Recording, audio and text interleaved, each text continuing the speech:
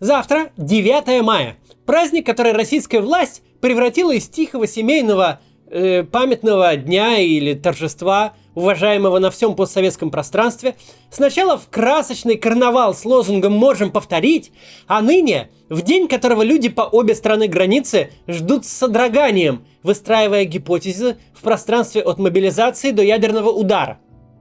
Самое время ответить на вопрос, когда все это закончится?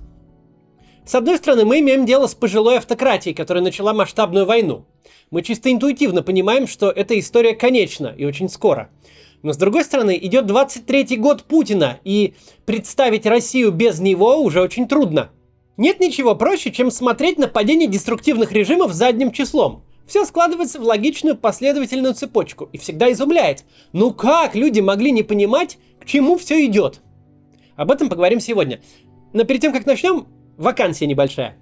На канал новостей требуется человек, который интересным и понятным языком будет коротко пересказывать иностранные материалы. Кто хочет попробовать, в описании ссылка на статью из New York Times, перескажите ее и пришлите в форму там же. Максимальная длина 280 слов. Все, начинаем.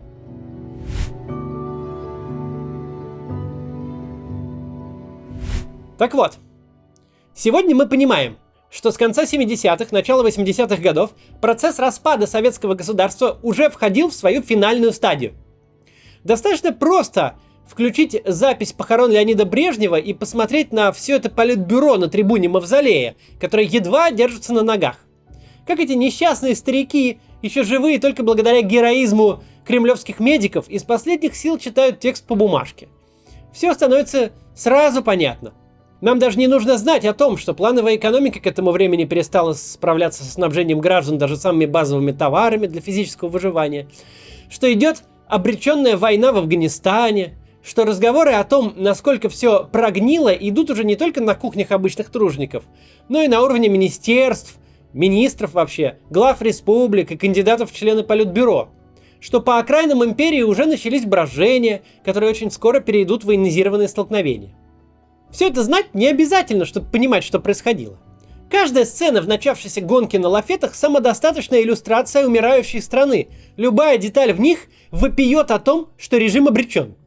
Но людям, в то время жившим, совершенно так не казалось. Не казалось, что режиму, существовавшему более 60 лет, остались считанные годы. Они все родились и выросли при этом режиме, и помимо него большинство из них ничего не видело.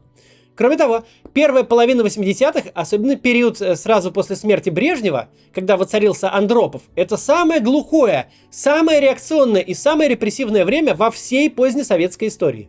Бывший глава КГБ Андропов, ставший главным в стране, искренне считал, что во всех проблемах советского строя, в экономическом кризисе, в тотальном дефиците, повинны разгильдяйство, недостаток контроля и дисциплины.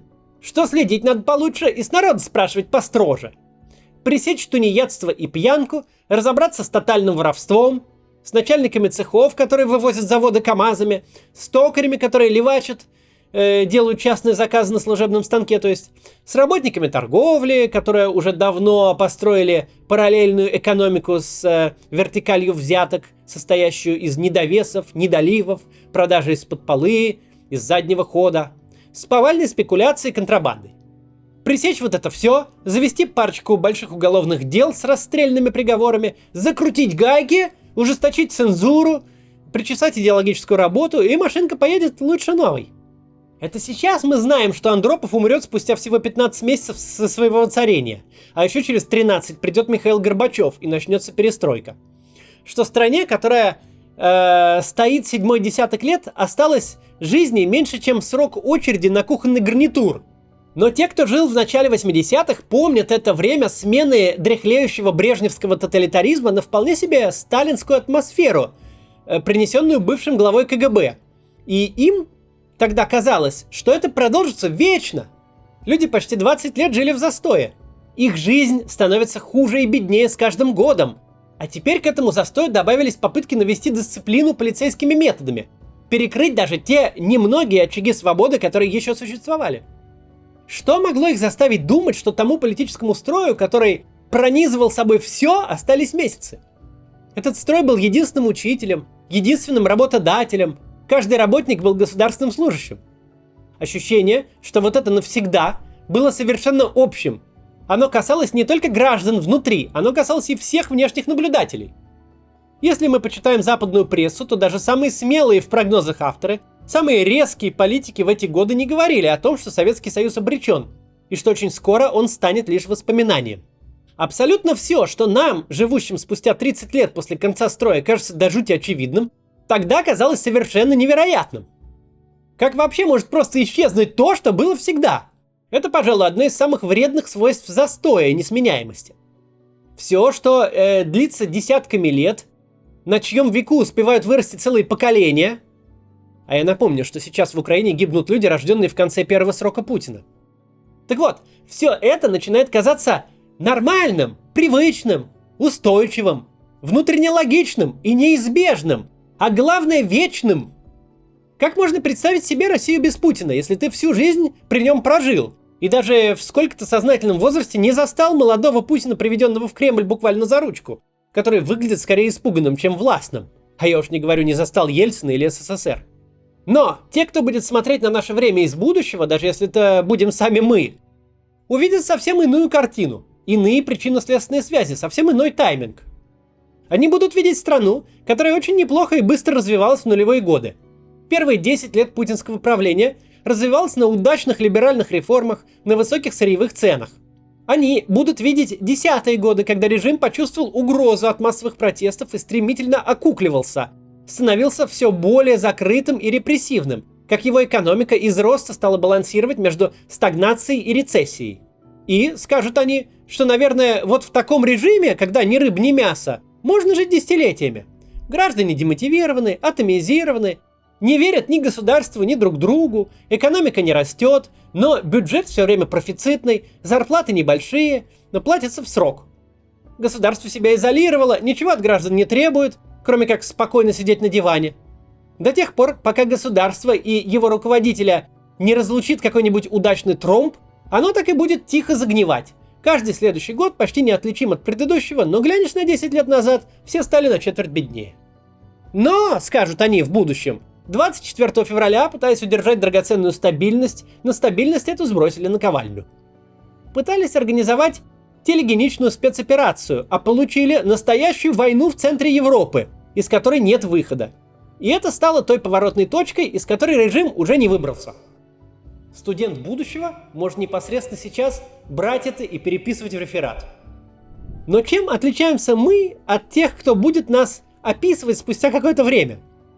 Мы отличаемся тем, что для нас единица измерения – это день или неделя. Идущая третий месяц война нам кажется вечностью. А те, кто будет описывать смерть политического режима в будущем, легко могут оперировать масштабами типа первая половина 20-х и каждый раз сверяться с Википедией, не перепутали ли они 2020 с 22-м и 19 с 24-м. Студенты будущего, будьте внимательны. Давать прогнозы из точки неопределенности – полное безумие. Прогнозировать гибель режимов – шарлатанство больше, чем предсказывать цены на нефть, особенно в случае авторитарных режимов, где всегда все тихо, пока в один момент все просто не исчезнет. Но с другой стороны, нужно помнить, у жителя 1983 года было в разы больше поводов думать, что это навсегда.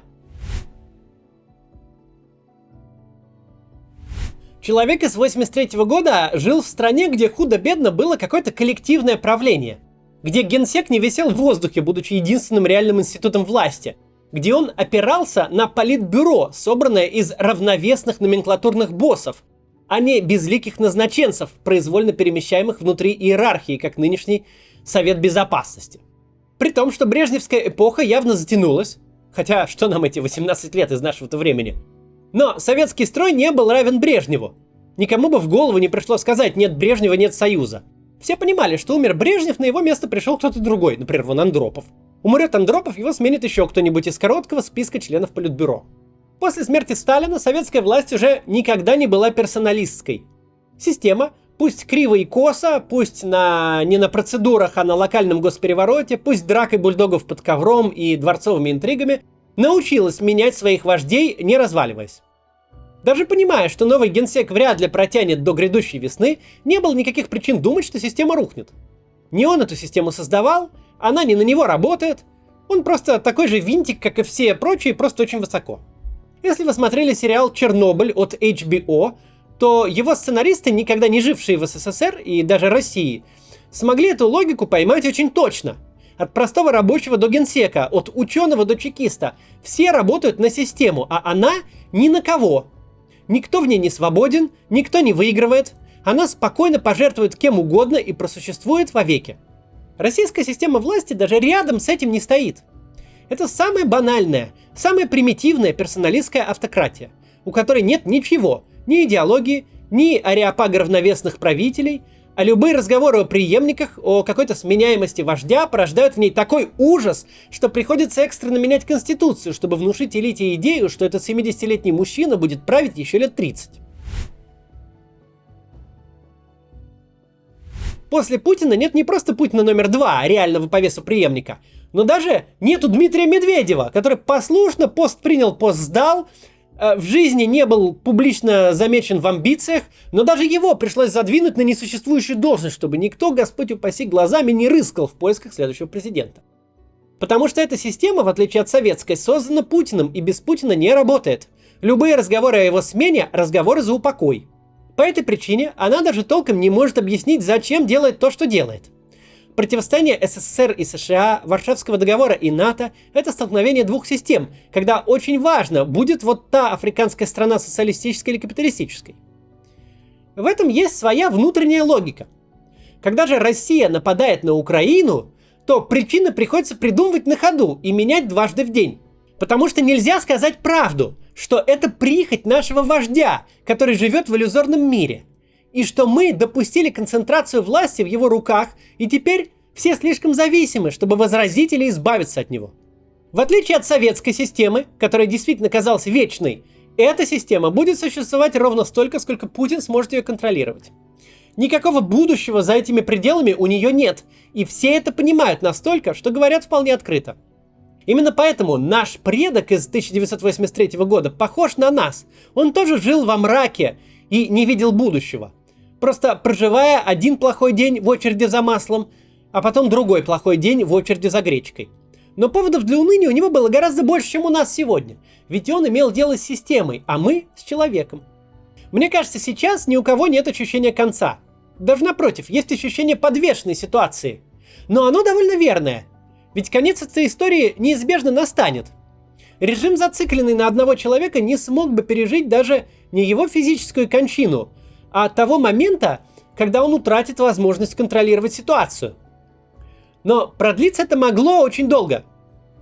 Но теперь Владимир Путин вынужден контролировать не ту систему, которую он строил, не коррумпированный авторитаризм, но страну, которая начала большую войну.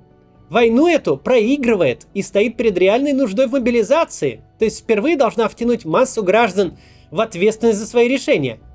Не пытаясь предсказывать даты, надо сказать, что на своем веку конец этому мы увидим. Путин сделал что угодно, только не продлил свою власть. До завтра.